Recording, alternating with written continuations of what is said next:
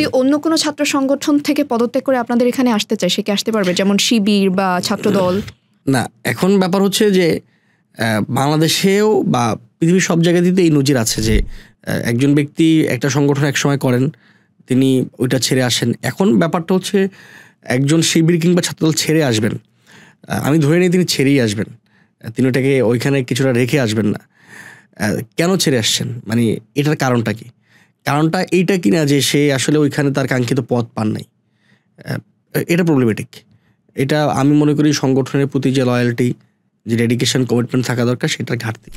যদি এমন হয় যে শিবির কিংবা ছাত্রদলের যে রাজনৈতিক অবস্থান, যে পলিসি, তার সঙ্গে তিনি অ্যালাই করেন না, বরং এর বাইরে আমরা যে পলিসির কথা বলি, আমরা যে রাজনীতি উপস্থাপন করেছি, আমরা এবং আমাদের রাজনীতি স্পষ্ট, আমরা এটা আমাদের ঘোষণাপত্রের মাধ্যমে, পরবর্তীতে আমরা আমাদের নানা রকমের কথাবার্তায়, আমাদের নানা রকমের কর্মসূচিতে আমরা প্রতিফলন করার চেষ্টা করেছি, বা কেউ জানতে চাইলেও আমরা এ ব্যাপারে ওপেন।